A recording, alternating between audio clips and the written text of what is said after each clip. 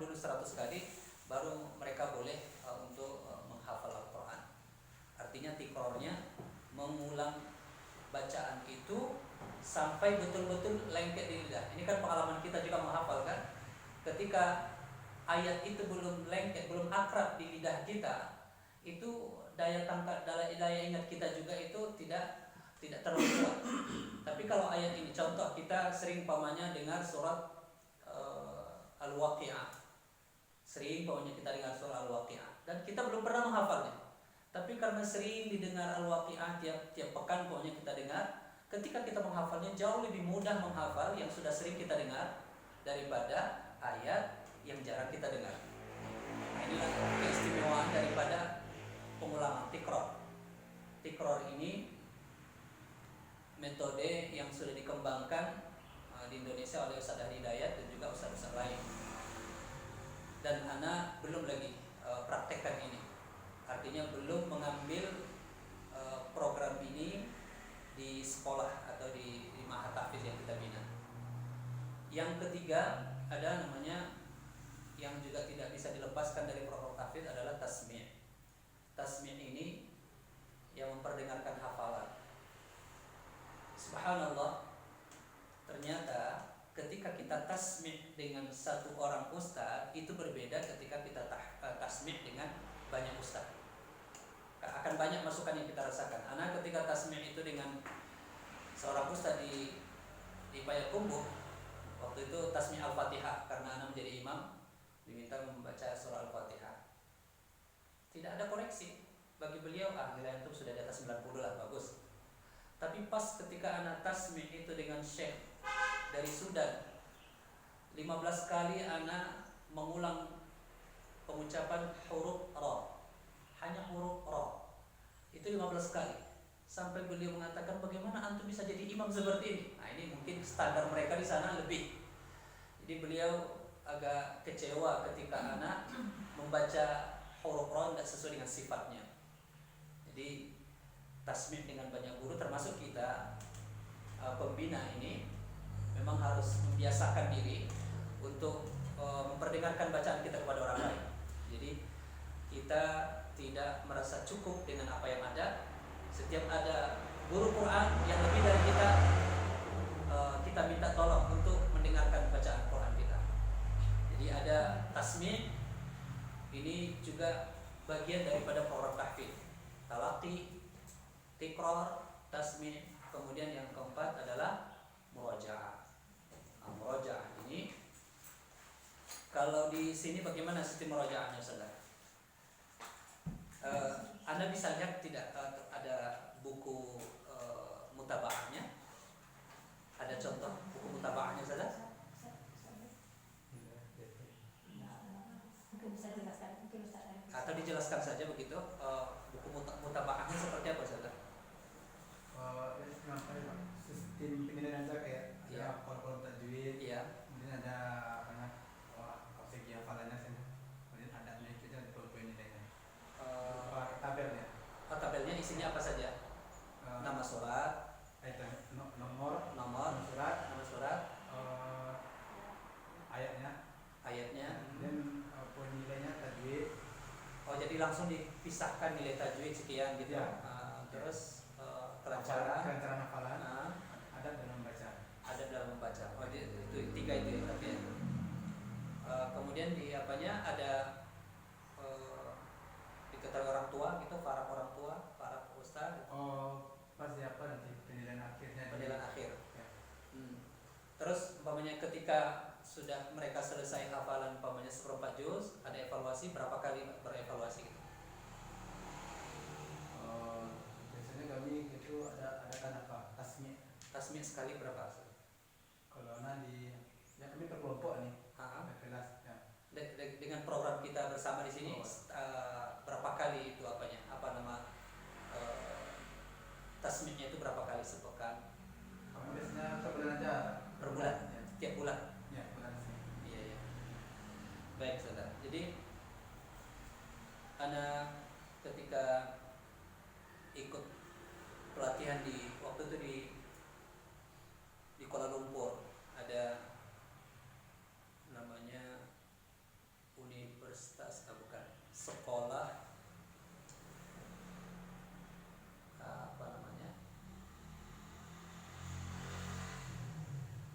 lupa pula kepanjangannya itu, tapi yang intinya itu sekolah adalah sekolah Quran. Jadi sekolah Quran itu mereka buat sekolah itu sudah standar Malaysia. Jadi Anda lihat uraian ketika mereka evaluasi itu ada program pekanan, ada program bulanan, ada program triwulan, ada program per semester, dan ada program tahunan. Jadi dalam program hafalan ini pekanan itu ada pekan ini apa target kita, ada apa evaluasi kita. Nah, sehingga akan lebih mudah kita membaca perkembangan progres dari anak-anak kita ketika setiap pekan ada evaluasi. Setiap pekan ada evaluasi. Kalau tidak bisa bulanan, mungkin per 3 bulan. Per 3 bulan itu apa targetnya gitu. Contoh saya dalam program hafalan ini kan anak-anak kita ada yang cepat, ada yang lambat. Yang cepat, ada yang lambat. Ketika kita mendapati anak kita ada yang cepat hafalannya, dalam sepekan umpamanya dia sudah selesai menyatakan hafalan itu 5 halaman umpamanya nih, ada yang mampu 5 halaman. Dan itu betul-betul kita apresiasi. Kita apresiasi ini anak kita yang punya prestasi menonjol ini, kita tampilkan dia, kita dengarkan hafalannya, kita kasih soal. Kalau bisa umpamanya orang tuanya hadir lebih bagus. Kemudian baru kita kasih reward, walaupun reward itu sederhana mungkin saja, tapi itu sangat memotivasi anak untuk menghafal. Jadi setiap seperempat ada apresiasi kita sebagai guru kepada anak-anak kita. Kalau ada kemampuan, tapi rasanya itu tidak terlalu mahal lah. Tidak terlalu mahal kita mengeluarkan anggaran biaya supaya anak kita ini bersemangat. Per seperempat juz. Jadi kalau umpamanya juz 30, An-Naba sampai At-Takwir. An-Naba sampai Takwir, kita tes anak. Kategorinya itu pertama bacaannya bagus, makhrajnya, tajwidnya, kemudian hafalannya lancar, kesalahan itu minimal 3. Jadi kalau hafalan kesalahannya kurang dari 3, lebih dari 3, maka dia harus diulang lagi, berarti tidak lulus. Jadi maksimal kesalahan itu hanya 3 kesalahan. Setelah itu iramanya.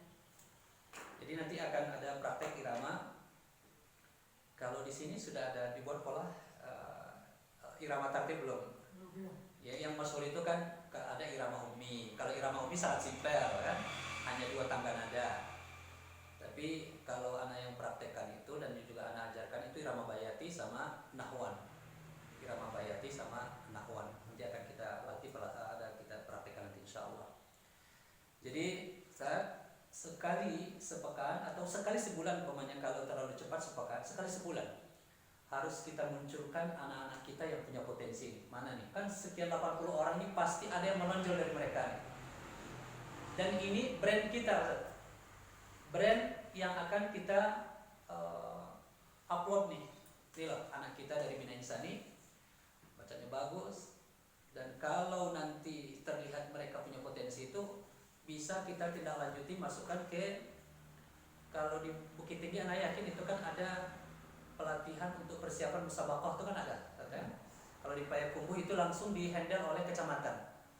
November ini ada MTQ tingkat kabupaten. Oh iya itu. Jadi anak kita sudah ada peserta yang diutus, betul? Belum ada sosialisasinya ke kita. Oh gitu.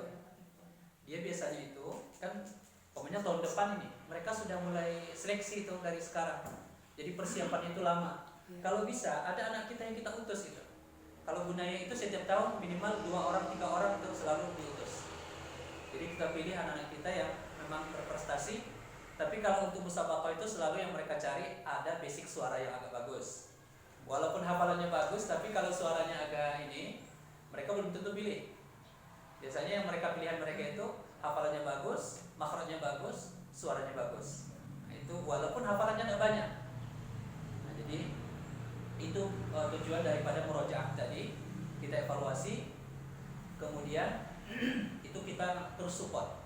Dan kepada donatur juga ini ada laporan kita sampaikan, mungkin misalnya kita kirim ke donatur, ini nih anak kita bulan ini nih atau tahun ini nih yang punya prestasi. Nah, itu evaluasi untuk murojaah. yang mungkin rasanya bisa kita praktekkan sehingga betul-betul terlihat semangat anak-anak ini untuk terus menghafal setiap harinya gitu. Kemudian bagaimana program ini talaqi, tikrar, tasmi', kemudian murajaah ini ada keterlibatan dengan orang tua. Ini yang paling penting. Kalau yang kita praktekkan memang harus ada komitmen bersama dengan orang tua. Jadi dibuat kategorinya Ustaz. Kategorinya harus kita sampaikan ke orang tua. Jadi ada level anak kita ini level 1, level 2, level 3. Level 1 ini berarti tingkatannya kita buat targetnya umpamanya dia di sini belajar selama setahun, ya udah targetnya 1 juz saja. Juz 30 umpamanya.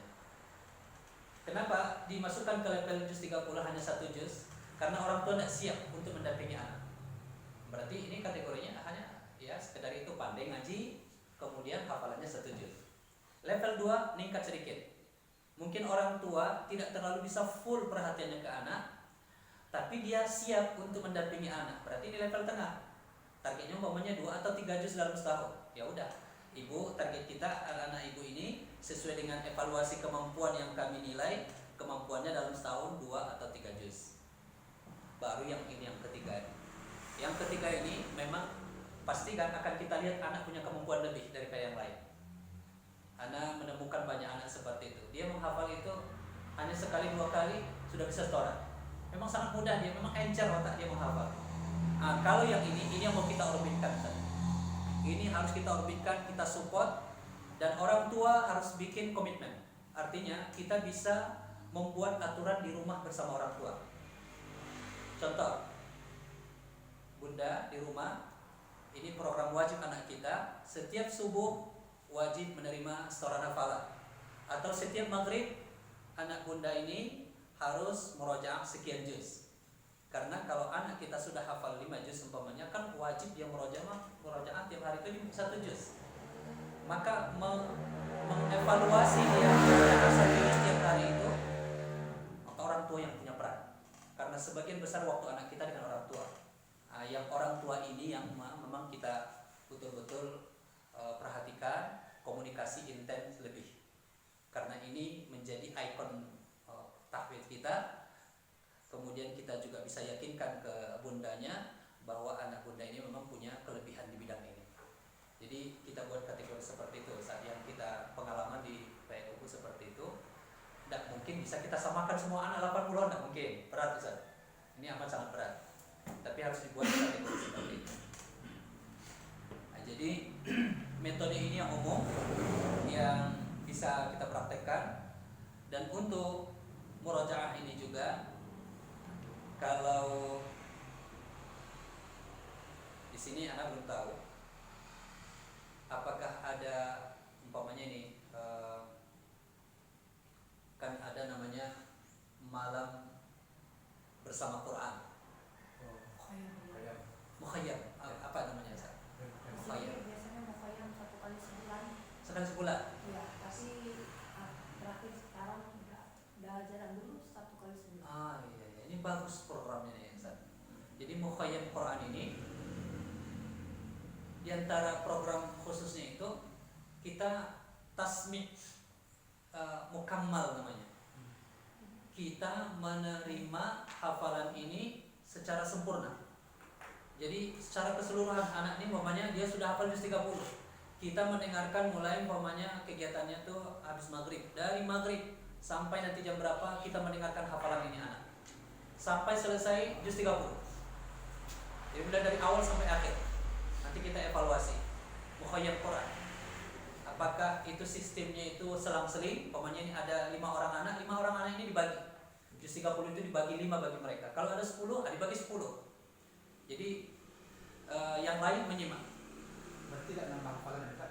Bukan menambah Ustaz. Ini lebih kepada formasi. Tasmi' saja. Jadi lebih kepada tasmi' saja.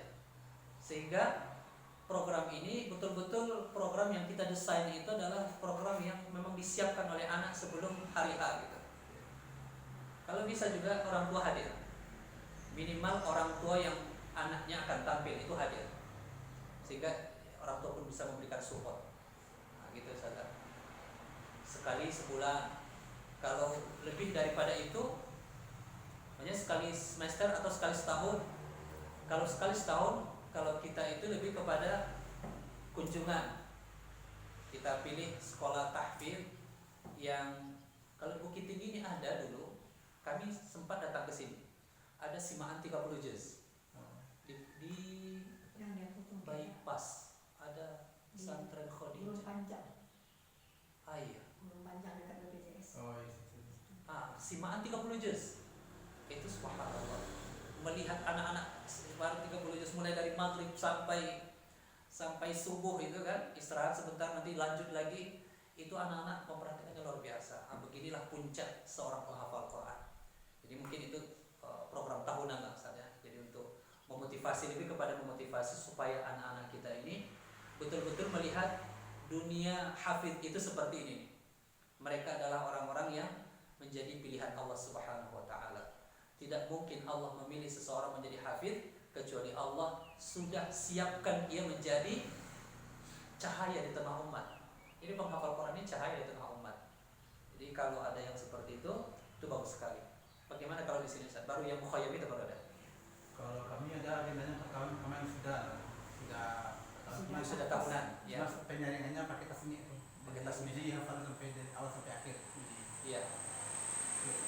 Dan harus mutqin. Ya, Harus mutqin dari awal sampai akhir. Baru dia layak di sudah ya. Kalau nggak layak tidak dikatakan sudah. Iya, iya. Oh, berarti itu Ustaz ya. Ya. Sudah ya. Izin Ustaz, Iya. karena saya harus Iya. meninggalkan ruangan. Cuma ini saya ingin bertanya. Iya. Kan kita udah jalan nih hafalan. Ketika kita akan menerapkan metode yang baru ini, apakah anak akan kita kembalikan ke titik nol atau bagaimana melanjutkan yang sudah ada itu, memperbaikinya? Iya. Kalau dengan anak yang sekarang yang sedang Sudah jalan. Ustaz hadapi, itu kelemahannya di mana dulu? Yaitu hafalannya tidak kuat. Bacaannya sudah bagus. Bacaannya itulah kemarin itu kami sudah mengevaluasi anak ini akan kita saring lagi bacaannya semuanya. Nanti kita klasifikasikan sesuai. Jadi kalau yang kita anggap belum mampu kita keluarkan dulu untuk ditahsin, Ya. kemudian baru dihafal, baru menghafal.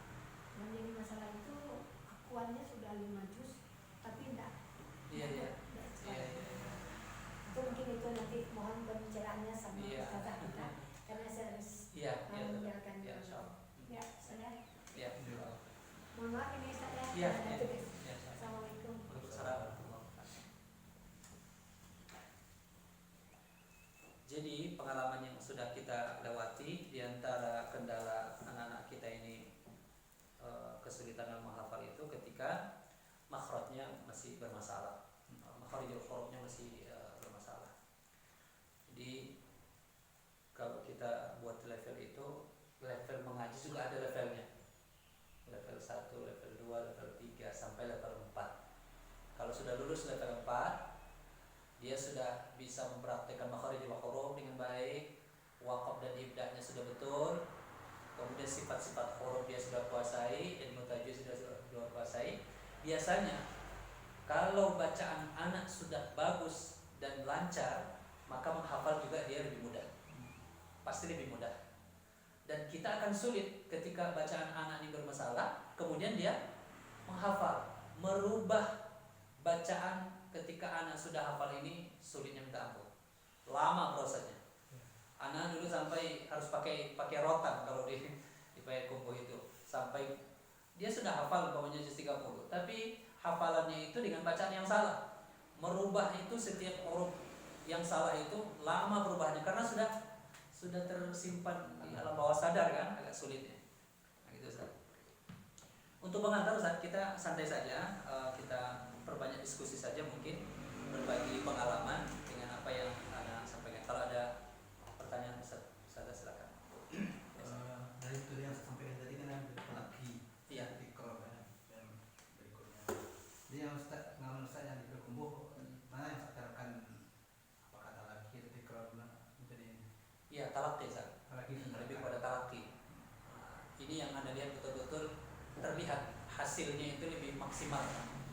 Nah, talaqi ini jauh lebih maksimal. Jadi kita batasi di halaman kita, karena malah 5 orang. Ustaz. Kalau kita campur, istilahnya kalau kita pakai laki juga pakai tikro juga, apakah bermasalah? Iya, bagus dimaksimalkan satu-satu. Satu jam tadi ya. Bagus dimaksimalkan satu-satu, sehingga nanti kita lihat, bisa bedakan nanti kelas talaqi begini metodenya, kira-kira sejauh mana kemampuan anak ketika kita praktekkan metode seperti ini gitu. Jadi yang anak handle itu, contoh kalau kami di Bunai itu hafalan anak ini 8 juz, dan itu hanya 5 orang. Ustaz. 5 orang ini 8 juz, kalau di setoran 1 juz kan lumayan juga 8 Ustaz, kan.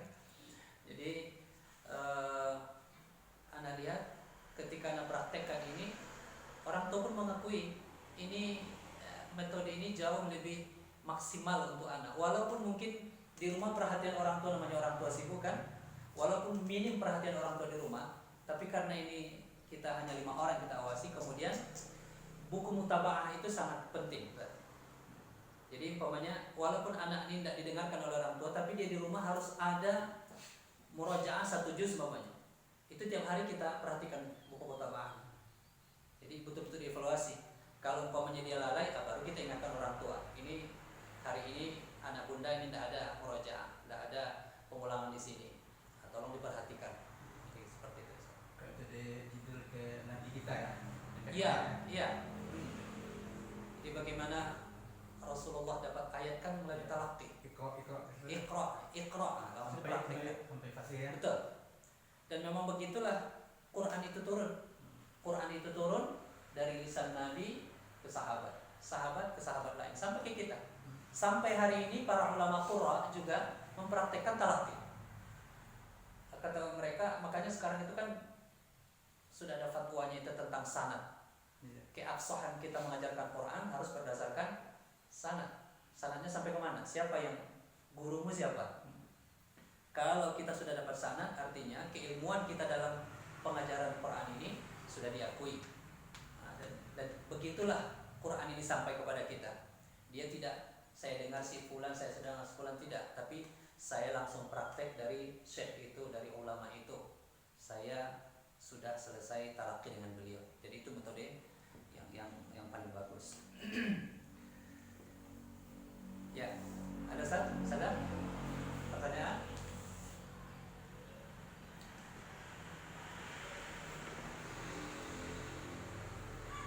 Pas mungkin kami sini mungkin pernah menggunakan talaqi ini. Iya. Cuma belum maksimal penerapannya. Jadi setelah kita talaqi, kemudian untuk hafalan kami serahkan pada anak, itu yang kami kerjakan selama ini. Oh gitu. Talaqinya belum maksimal lagi, cuma ada talaqinya. Dan juga ada juga kalau kami kerjakan. Oh gitu. Itu untuk selebihnya nanti anak yang hafal, udah dihafal, dia stop ke depan, ketika ada salah kami kasih kembali baca. Iya. Sebelum anak menyetorkan bacaan itu, apakah ada program tahsin dulu? Oh ada. Ada. Kami mau dulu. Bukan. Ini contoh anak kita ini hafalan di sini dari mana mulainya? Di 30 terus kemana lagi setelah itu? Ada yang 29, ada yang 1. Wah, ini juga pola harus kita seragamkan, Ustaz. Harus diseragamkan. Kalau kami di Payakumbuh itu 26, 27, 28, 29, 30 baru 1, 2, 3 gitu. Betul. Tapi mayoritas anak lihat di beberapa tempat itu juz 30, 1, 2, 3. Jadi tidak ada 29, Ustaz. Jadi harus seragamkan juga, Ustaz. Pola kita harus seragam dulu.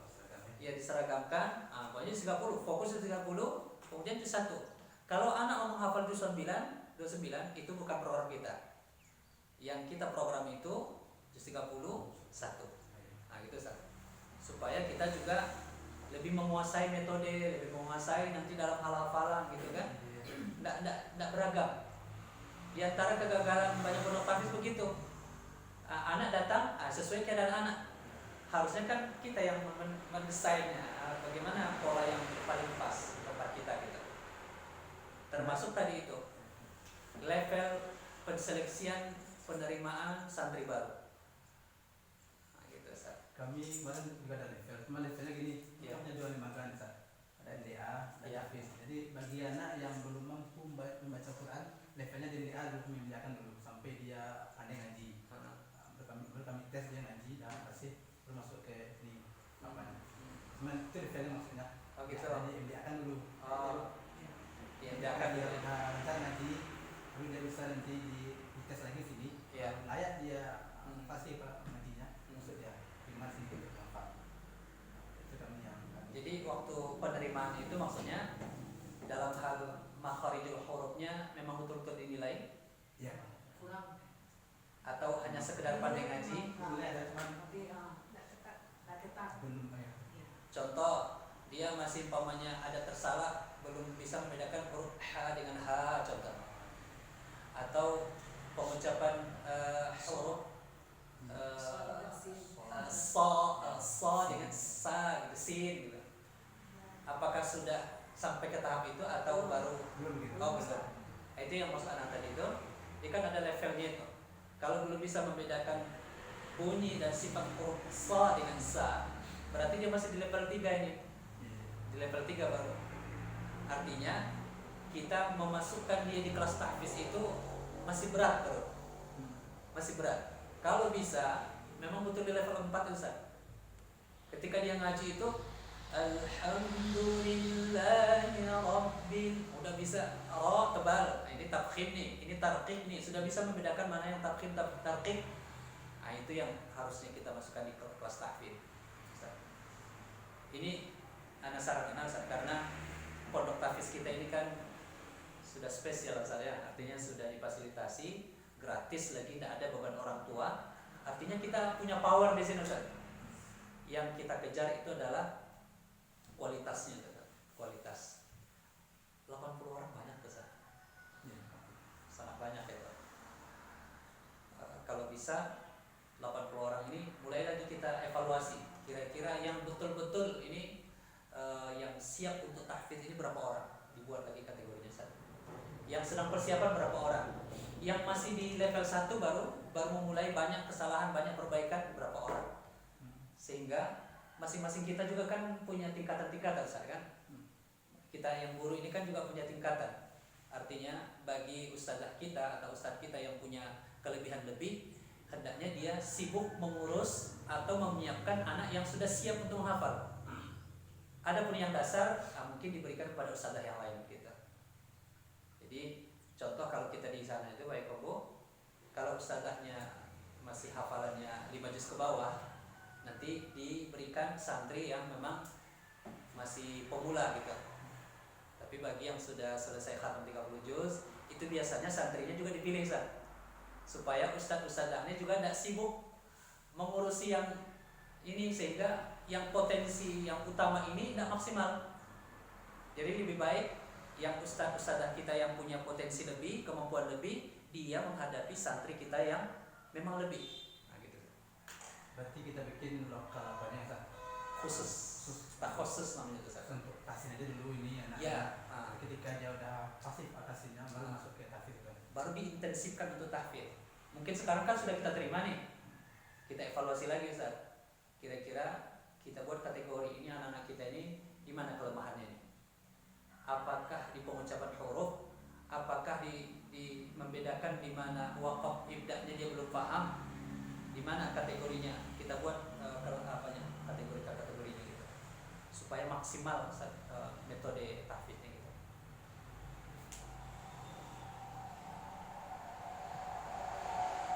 Kayaknya kalau kita lihat Ustaz, di lokal gitu kan, sebenarnya cenderung banyak yang ke lokal apa tuh banyak tasin. Tahsin masih ya. Kalau kita gitu. Kalau dari sekian 80 anak kita ini yang betul-betul lulus menurut Ustaz hafalan bacaan Qurannya bagus, berapa persen? 25%. Nah itu Ustaz. Jadi 25% berarti sekitar berapa orang? 20-an. Nah ini Ustaz, yang 20-an ini yang menjadi perhatian utama kita dulu gitu. Dan itu diserahkan kepada ustaz-ustazah yang memang lebih lah kemampuannya daripada yang lain gitu. Itu nanti akan baru terlihat brand Ustaz. Jadi jangan terkesan anak tahfiz tapi itu tadi hafal 5 juz tapi tidak siap dia untuk diuji 5 juz itu kan. Itu kan aib juga bagi kita saja. Aib juga bagi kita gitu. Jadi fokus pertama itu dibuat klasifikasi dulu, saudara ya. Jadi dibuat pembagian-pembagian supaya lebih mudah kita mengarahkan konsentrasinya kemana gitu. Dan Ustadz juga tidak lelah nanti, atau nanti pikiran kita ini kan jadi bercabang-cabang. Nah, ini fokus tahsinnya belum selesai lagi nih. Hafalannya belum, kita paksa dia menghafal sementara tahsinnya bermasalah. Anak terbebani, kita juga pusing. Nah, ini sampai mana target kita tidak tercapai jadinya. Tapi kalau anak sudah siap dengan bacaannya, kita target yang umpamanya setiap kalau 3 kali sepekan. Target hafalan baru itu berapa banyak?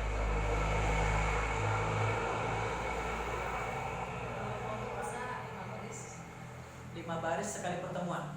Oh itu ya, 5 baris. Berarti 1 halaman sepekan. Ya. Iya, itu bagi anak baru. Yang anak baru 3 baris definisi. yang baru 3 baris. Untuk waktu masing-masing.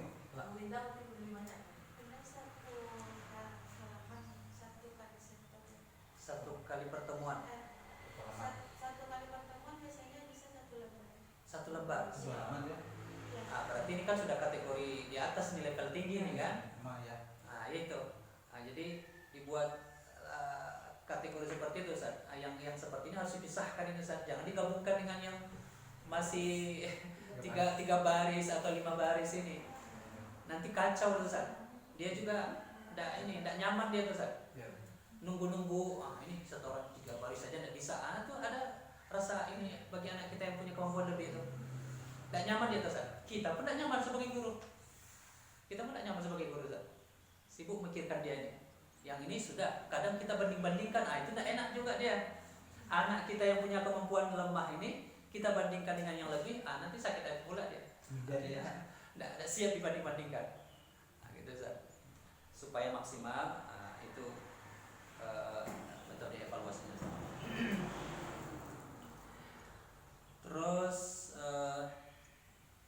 tadi udah kita sampaikan mengenai seleksi masuk, kemudian pengkategorian kategori kemampuan, sekaligus juga pembagian ustadz yang harus menghadapi murid berapa orang. Kalau di sini habis maghrib, Ustaz. Ya, Sampai jam 9. 9 malam. Berarti efektif belajarnya berapa jam? Efektifnya 1,5 jam. 1,5 jam efektif. Pakai untuk sholat berjamaah. 1,5 jam ya. Sangat singkat, Ustaz ya. Ya. 1,5 jam. Ya. Cukup itu, Ustaz? Enggak cukup, anak rasa juga sebanyak itu anak enggak cukup, Ustaz. Cuma penambahan nanti ada mukayam juga, penambahan nanti. Penambahan hafalan. Kalau rasa dia tasmin enggak apa tasminya nanti nambah hafalan. Kita pakai itu jam itu. Oh gitu. Ya, artinya di jam efektif belajar itu hanya 1,5 jam berarti. Betul. Kali 3. Ya. Itu dalam sepekan. Oh. Iya. Ya sempit itu, Ustaz. Ya, sampai Dengan murid 15 orang per ustaz ya. Ya. Rata-rata 15. Enggak, ada 10. Ada yang 10. Karena 10 kan. 10.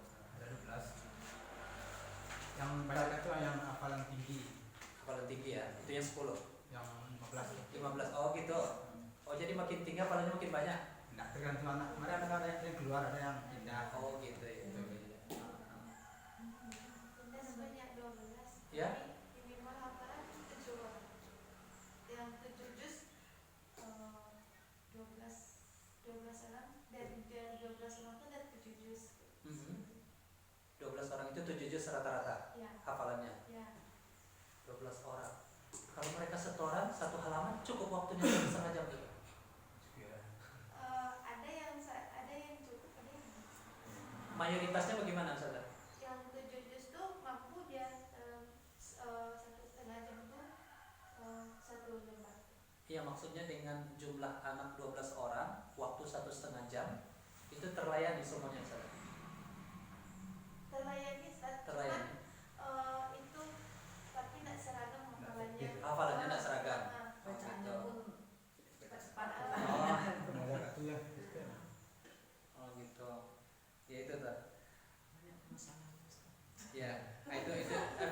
kalau salah ya, Ya. bersama mana yang mungkin bisa diperbaiki di masa yang akan datang untuk lebih maksimal. Itu kan tujuannya. Karena pondok Hafiz Ustazah di sini yang spesial, orang tua juga tidak bisa menuntut banyak, artinya kita punya power gitu. Mayoritas kan jadi masalah itu, kok Pak Ustaz, kami lah bayi ya sekian, nah gitu kan. Kalau di Payakumbuh kan bayar 200.000, 300.000 satu anak kan, guru terbebani kadang.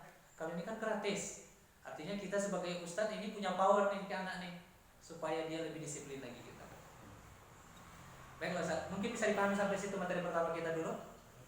Oke, jadi itu tadi metode mana yang bisa kita praktekkan, tapi pengalaman anak yang anak coba praktekkan itu talaki yang sudah teruji, memang terlihat hasilnya, yang kita belum banyak yang hafiz 30 juz. Karena juga pertemuannya enggak juga siang malam kan, jadi seperti di sini juga gitu. Tapi ana perhatikan di saat ada perhatian dan komunikasi kita yang baik dengan orang tua, ini kuncinya di orang tua luar biasa di rumah. Itu insya Allah Ta'ala akan terlihat output yang lebih bagus gitu. Termasuk anak kita ini membatasi media ya, handphone ini juga dibatasi di rumah, karena ini kesempatan mereka untuk menghafal. Kalau kesempatan ini lewat, akan sulit mereka menghafal ketika usia sudah SMA gitu kan. Baik, berikutnya Ustaz, kita akan coba fokus, nanti akan kita kembangkan diskusi kalau ada yang perlu kita diskusikan, yakni metode tartil ya. Metode tartil, tingkatan bacaan Quran ini ada berapa Ustaz? Ada berapa tingkatan bacaan Quran? Kalau yang MTQ Musabaqah Tilawatil Quran itu apa namanya? Bacaan seperti itu apa namanya? Ini kan ada 4 tingkatan Ustaz. Dalam kita baca Quran ini kan ada 4 tingkatan. Kalau yang tilawah seperti Musabaqah itu apa namanya? Nah, jadi yang pertama itu namanya adalah tahqiq. Ya, tahqiq kan? Dibaca perlahan, berirama. Dan kalau di irama murattal itu bacaan seperti Syekh Husari, kemudian Syekh Minshawi. Nah, itu metode tahqiq namanya. Wan najmi idza hawa ma dhalla sahibukum wa ma ghawa. Nah, ini namanya tahqiq, pelan-pelan. Tahqiq. Yang kedua namanya tartil. Tidak perlahan, tidak juga cepat. Jadi sedang. Nah, ini yang disebutkan oleh Allah dalam surah Al-Muzammil, warattilil Qur'ana tartila. Bacalah Quran itu dengan tartil, tidak cepat, tidak lambat. Dan Rasulullah SAW membaca Quran itu dengan tartil. Dan dalam sebuah riwayat disebutkan bahwa Rasulullah ketika jadi imam itu, tartilnya itu murattal atau irama yang dibaca Nabi itu cenderung irama-irama yang bawaannya sedih. Bawaannya sedih. Kira-kira dari 7 irama yang pernah kita dengar, yang kita pelajari, irama mana yang dipilih oleh Nabi yang bawaannya sedih? Jiharkah sedih atau gembira?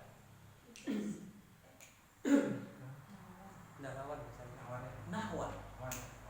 Walaupun Anda pernah lihat ada ceramah Ustaz Abdul Somad, katanya jiharkah, tapi setelah Anda pelajari dari syekh-syekh dari Timur Tengah, irama Nabi itu lebih condong kepada nahwan. Nahwan. A'udzu billahi minasy syaithanir rajim. Gitu kan? Lebih kepada ke irama-irama yang sedih, atau mungkin juga kepada soba gitu, soba, nahwan, itu kan irama-irama sedih. Kalau Syekh Sudes, iramanya apa?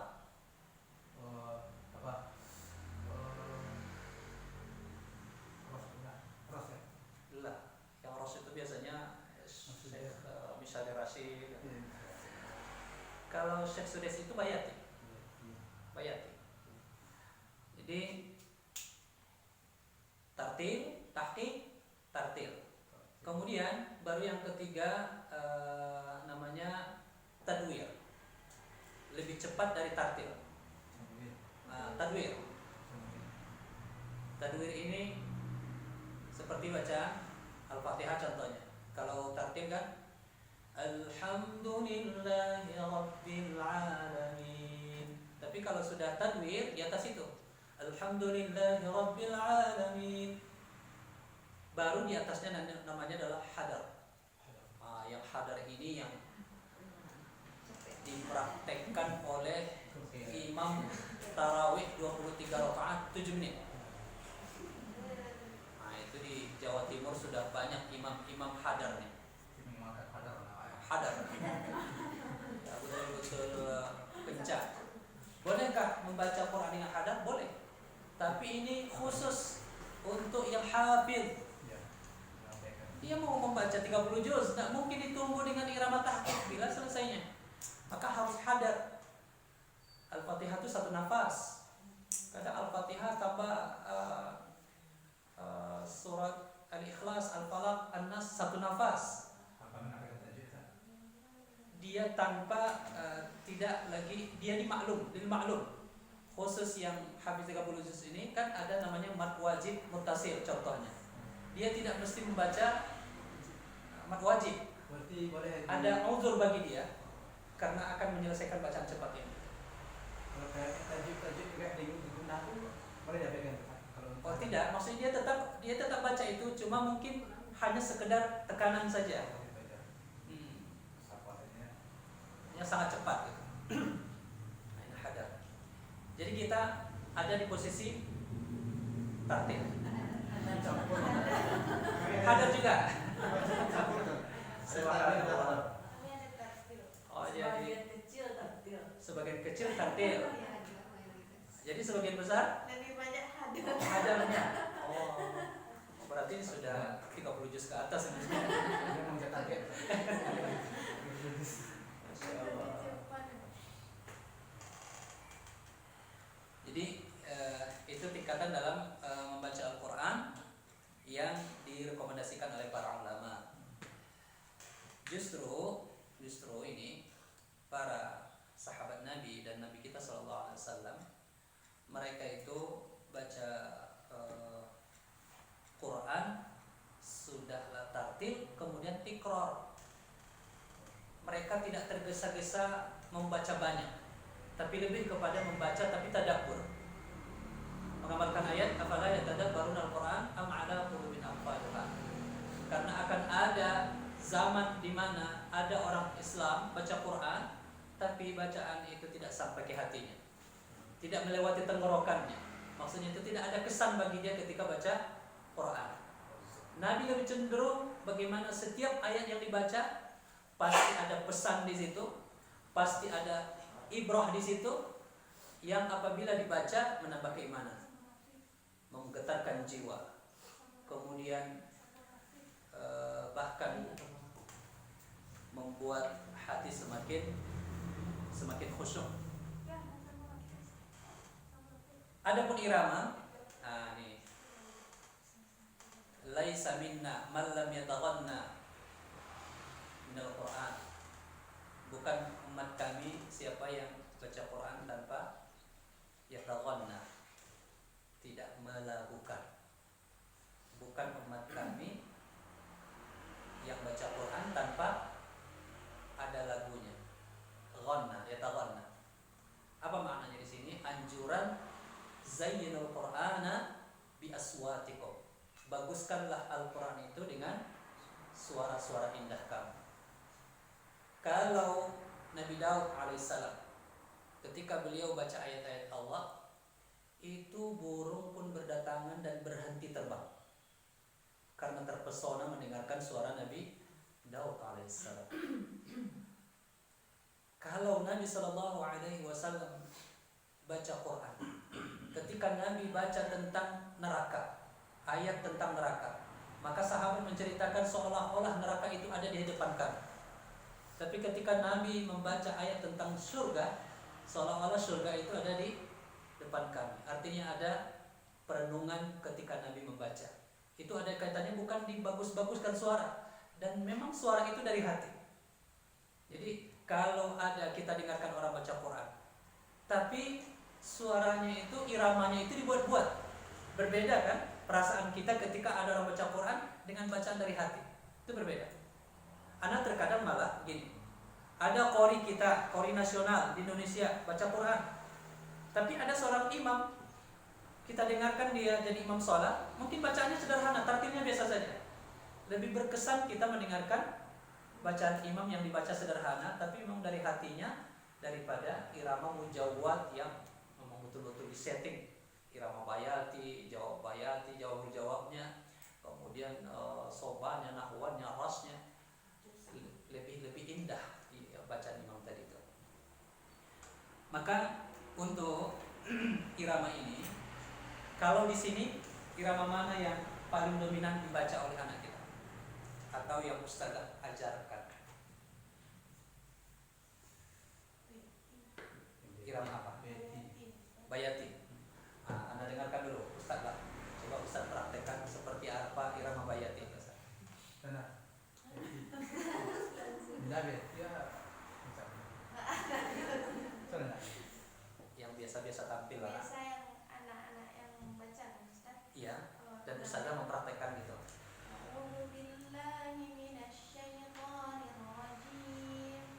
Bismillahirrahmanirrahim.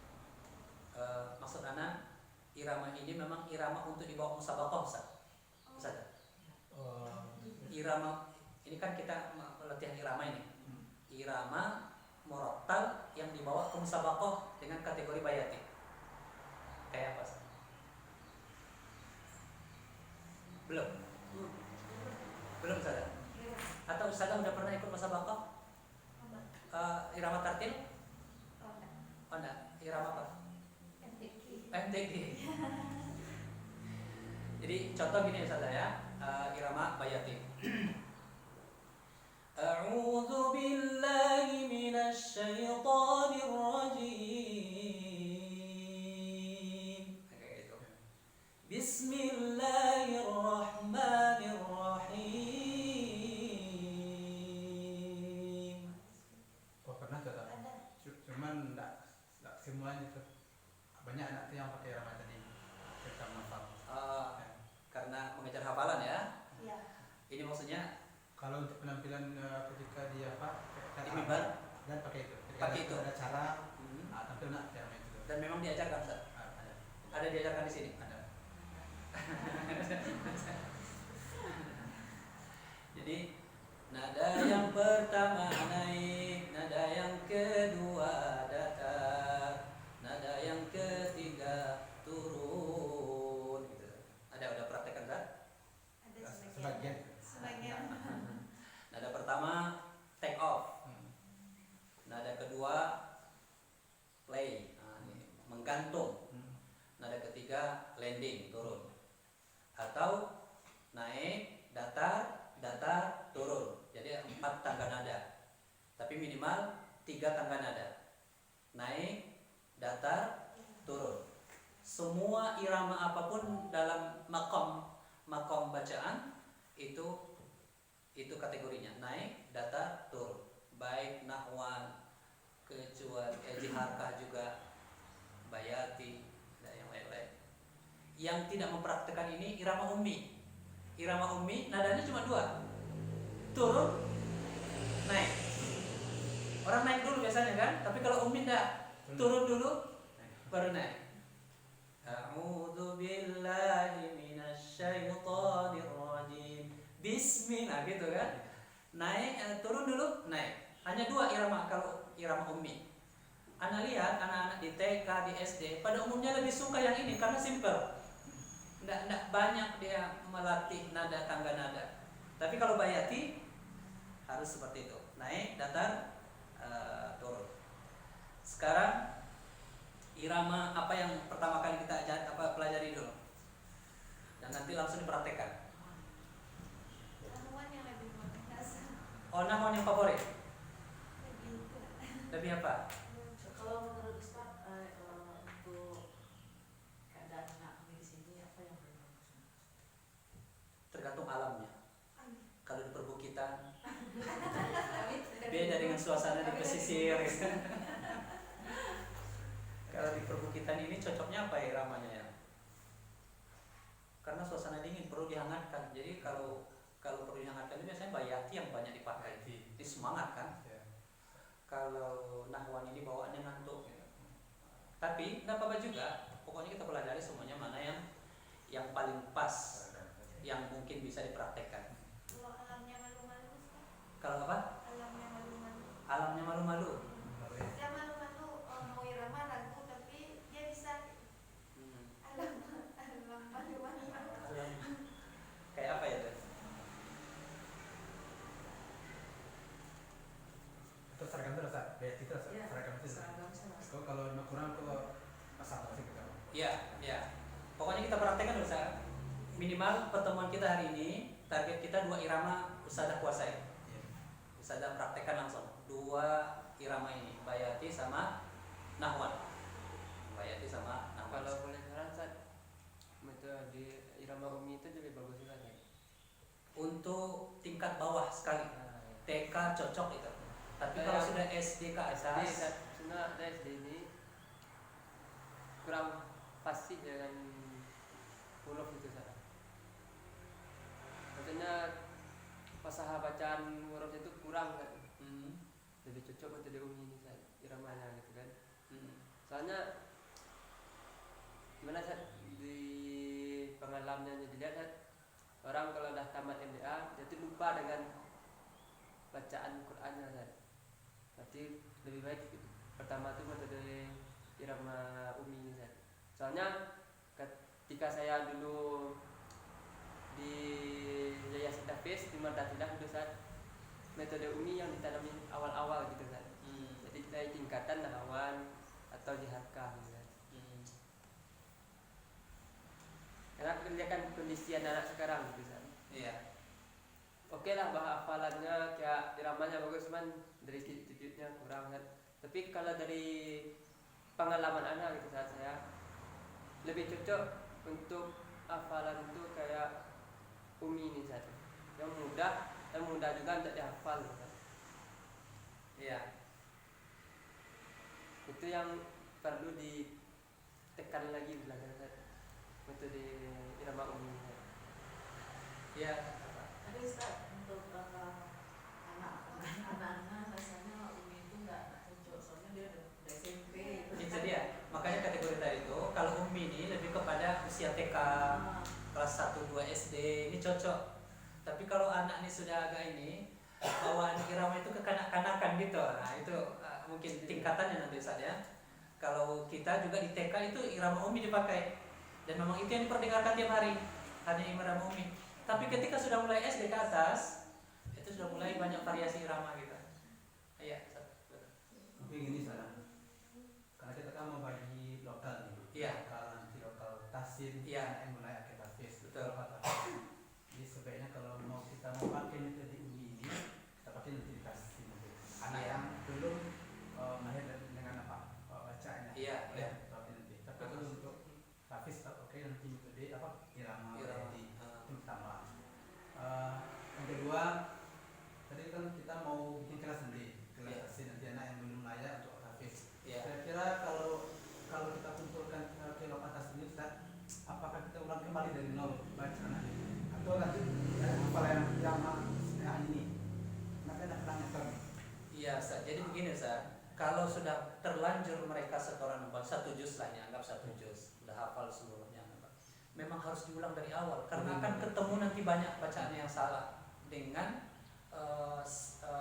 ketika dia menghafal itu memang makronya bermasalah dan itu yang dia hafal. Kita evaluasi ulang lagi, Ustaz. Nah, dari awal tuh didengarkan lagi, dikoreksi gitu. Itu sudah ketiga lah.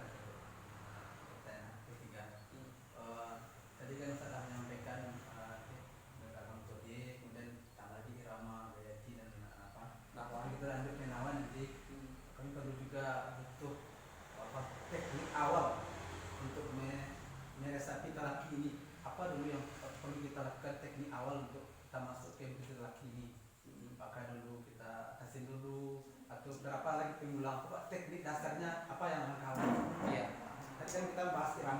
Ya, Jadi sebelum irama ya. kita terjun ke talaki dalam ini, apa langkah-langkah kami awal ini untuk ketika kita masuk talaki itu, apa langkah dasar dulu kami kerjakan dulu? Iya. Jadi talak ini Ustaz, memang mulai dari kita dulu. Ya. Dari kita dulu. Ustazah nih contoh, harus ada semacam evaluasi kita yang akan mentalkinkan bacaan Quran ini, apakah sudah pernah dinilai oleh tim penilai Ustaz? Karena sangat besar pengaruhnya Ustaz. Ketika kita mentalkinkan bacaan Quran, itu anak dia itu fanatik dengan kita tuh, bacaan kita tuh. Artinya apa? Kita sebagai pengajar harus dimulai dulu, ada evaluasi dulu. Pokoknya Ustaz nanti ngaji baca An-Naba, dikoreksi oleh tim penilai. Bagaimana tim penilai menilai bacaan Ustaz? Karena itu yang akan Ustaz berikan nanti pada anak-anak. Jadi dimulai dulu. Sebelum talaki ini mulai dari ibda binafsi. Kita mulai dari kita dulu. Jadi kalau kita di sana itu kan ada evaluasi, setiap hari Sabtu itu ada evaluasi Ustaz. Mendatangkan instruktur atau kadang anak yang terjun langsung. Pokoknya Ustaz apa tadi lupa anak? Ustaz Arif ini untuk bulan ini umpamanya target hafalan anak juz 1 umpamanya. Minimal Ustaz di awal ini harus menyetorkan bacaan juz 1 itu, bacaannya maksudnya ini menyetorkan bacaan juz 1 itu umpamanya setengah juz atau seperempat juz. Di mana letak kelemahan bacaan Ustaz dan apakah sudah dinyatakan oke, tidak masalah gitu. Baru kita sampai ke anak. Jadi kita mulai dari kita dulu Ustaz. Ke anak Ustaz. Iya. Kalau kita dulu selesai talakinya. Iya. Kalau kita teknik ke anak lagi. Iya. Kalau ke anak ini kita kan talaki, contohnya kita mengulang An-Naba contohnya. Iya. Jadi untuk talaki ini apakah langsung saya surah atau berapa baris atau berapa ayat? Oh Apa iya. idealnya itu? Oh teknisnya gitu Iya, saja. idealnya untuk awalnya. Ya, jadi metode yang Anda lihat bagus itu tidak mengejar banyaknya Ustaz. Jadi biarlah satu ayat kita talqinkan amma yatasaalun. Jadi praktek bacaan kita betul. Kemudian baca dulu anak ini sama-sama. Mereka baca sama-sama dulu berulang-ulang sampai irama kita dengan irama anak ini sama. Setelah itu baru kita dengarkan satu-satu. Gitu, kalau teknik dalam pelaksanaan tahqiq gitu, talaqinya. Kita dengarkan setiap bacaannya. Setelah itu diulang lagi sampai nanti target umpamanya hafalan kita. Kalau kita buat target umpamanya 5 halaman, nah, kita hitung juga waktu. Kalau 1,5 jam memang agak mepet juga terus ya.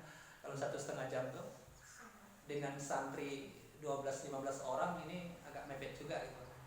Nah, bagaimana caranya supaya kita hemat betul lah waktu ini, tidak terlalu banyak pengulangan. Dengan waktu 1,5 jam, target 5 halaman ini harus dibaca oleh anak. Nah, itu.